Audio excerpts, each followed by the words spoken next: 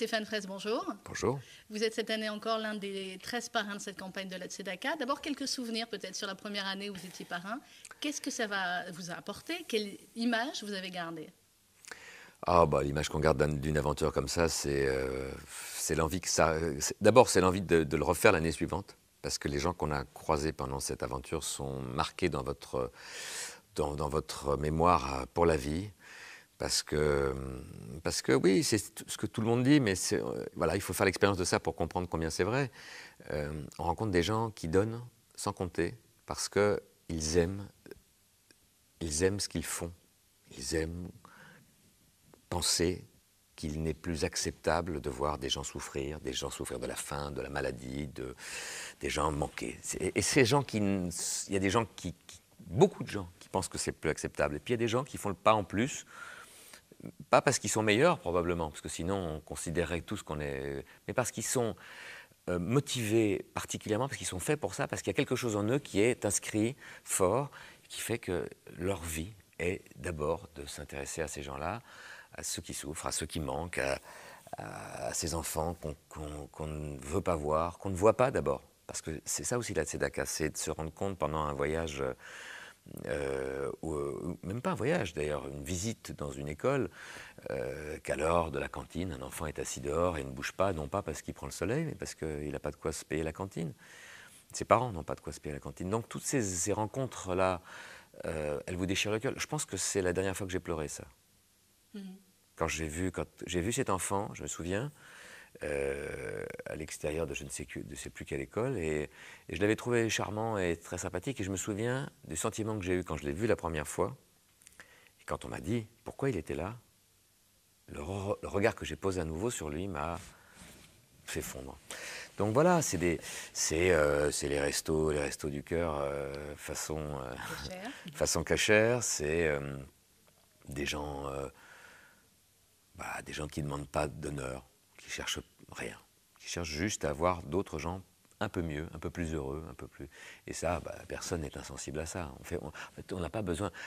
On ne devrait éprouver ni honneur ni vanité à être là. On devrait faire ce qu'on fait sans même devoir le faire. Bon, on est un peu plus connu que les autres, donc on s'expose un peu plus. Voilà, ça doit s'arrêter là. Je pense qu'il faut arrêter les honneurs. À un moment, il faut être humble devant tous ces gens-là. C'est eux, les vrais héros, c'est eux. C'est ceux qui se battent pour soigner, c'est ceux qui se battent pour aider, c'est ceux qui se battent pour, comme vous tous, toi, Sandrine, et tous les gens qui sont autour de toi, pour convaincre, pour aller chercher de l'argent pour ces causes-là. Parce que c'est vrai que l'argent, elle ne tombe pas toute seule. Hein. Qu'est-ce que le mot Tzedaka signifiait avant que tu sois parrain, avant que tu sois membre de l'équipe? Et qu'est-ce qu'il signifie maintenant pour toi? Est-ce que tu l'expliques d'une autre manière? Est-ce que dans la transmission, peut-être que tu le fais à tes enfants ou à tes amis, c'est différent? Si tu veux, avant l'effet Brooklyn Boy, puis qu'est-ce qui est le spectacle qui a créé le lien entre la communauté et moi, je ne pense pas que j'étais un être particulièrement avare. Je pense que ma générosité n'a pas changé. En tout cas, je ne dirais pas que je suis devenu généreux alors que je ne l'étais pas. Ce serait d'ailleurs très présomptueux de dire que je suis généreux. Je pense que j'ai toujours eu au fond de moi une sensibilité particulière pour des causes qui me paraissaient nécessaires, voire incontournables. Bon, voilà, j'ai fait la rencontre de cette communauté. Je ne suis pas communautaire, moi. Et je n'apprécie pas vraiment la vie communautaire. Et pourtant, c'est pas que je l'apprécie pas, c'est que je suis très individualiste, je me pense très égoïste et que je ne me pensais pas capable de m'inscrire dans une vie communautaire. En fait, on se rend compte que peut-être qu'on se donne pas assez de crédit non plus et que finalement la main qui m'a été tendue est une main que j'ai été heureux d'attraper, tu vois. Donc j'ai rencontré plein de gens dans cette aventure, j'ai compris que le mot Tzedaka était converti autrement avant, c'est-à-dire que c'était pour moi comment te dire, je suis dans une famille où d'un côté j'ai un parent qui pratiquement ne croit pas en Dieu et de l'autre j'ai un parent qui est Lubavitch, pour ne pas le citer. Donc j'ai toujours appris à savoir faire la mesure et à ne pas dire que le mal se trouvait ou le bien ne se trouvait que d'un côté. Mais la tzedaka, et surtout l'aventure qui est autour de la tzedaka, m'a permis de mettre des visages et des causes, des challenges à tenir et à défendre. Ça, c'est formidable. Avant, on veut donner, on ne sait pas où, comment, à qui. Il y a tellement de gens qui ont besoin, il y a tellement il y a tellement d'aventures qui méritent d'être vécues, mais tu ne sais pas qui est là. Tout d'un coup, on te dit, on te prend par la main, on te dit, viens, on va aller voir cette école, on va voir ces enfants, on va aller voir ces vieilles personnes, on va aller voir ces malades d'Alzheimer, on va aller voir. Et puis voilà, tu as juste à te laisser faire, à te laisser porter, et ensuite à laisser ces images fortes résonner en toi. Pour conclure, Stéphane Fraisse, le slogan de cette année sur la solidarité est « La solidarité n'a pas de prix, elle a un coût. Donner, qu'est-ce que tu aurais envie de dire C'est joli, je connaissais pas la formule, tu vois. Non, c'est très joli, ça n'a pas de prix, mais c'est un coût. Alors concrètement, qu'est-ce qu'on fait pour convaincre ceux qui nous écoutent de... Je sais pas, je pense que... Qu'est-ce qu'on fait? Je pense que la démarche qu'on a fait, nous, parrains, d'aller plus près des gens qui souffrent, est une démarche qui devrait s'ouvrir à plus de gens. Non pas simplement pour ceux qui y vont et qui se disent « Ah, mais alors, il y a tant de misère autour de moi, je ne l'avais pas vu ».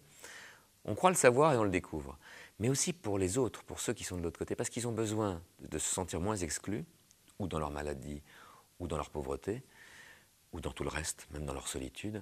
Donc c'est vrai que cet échange-là, si on ne sait pas comment le faire, ou si on n'a pas envie de le faire, il faut être aidé. Et en ça, je dirais que votre aventure, ce que vous avez enclenché avec cette tzedaka, est sans prix et dépasse largement, de mon point de vue, l'aventure communautaire. C'est quelque chose qui touche au devoir, à l'éthique. Mais quand on a passé ce devoir et cette éthique, il y a des choses concrètes qui vous donnent de la force. Comme je te le disais hors caméra, j'ai rencontré une maman qui vient de perdre sa fille, et il y a très peu de temps, elle avait 18 ans. Visiblement, avant, elle ne savait pas ce que c'était la maladie. Elle a vécu très bien sans ça. Maintenant, elle va apprendre à vivre avec ça. Elle a besoin d'être aidée. Mais elle est forte. Et elle a envie de faire beaucoup de choses en mémoire de cet enfant, qui en plus, visiblement, était quelqu'un de particulièrement bien. D'où l'incroyable sensation d'injustice d'être privé de quelqu'un qui te paraît tellement... Donc voilà, ces gens-là, cette aventure m'a permis de les rencontrer.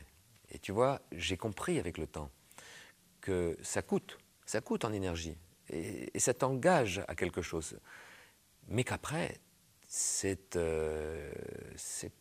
tu te recharges un peu plus, et tu es un peu plus, beaucoup plus indulgent pour tout. Et c'est cette indulgence qui nous manque. Vis-à-vis de nous-mêmes, par moments, on demande beaucoup et on se culpabilise. Enfin, moi, je suis ashkénaze, donc je suis né dans le chaudron de la culpabilité. Mais là, j'ai commencé avec mes pagailles un tout petit peu à enlever ce qu'il y avait dedans. Voilà, on se débarrasse un peu de ces espèces de poids, parce qu'on fait.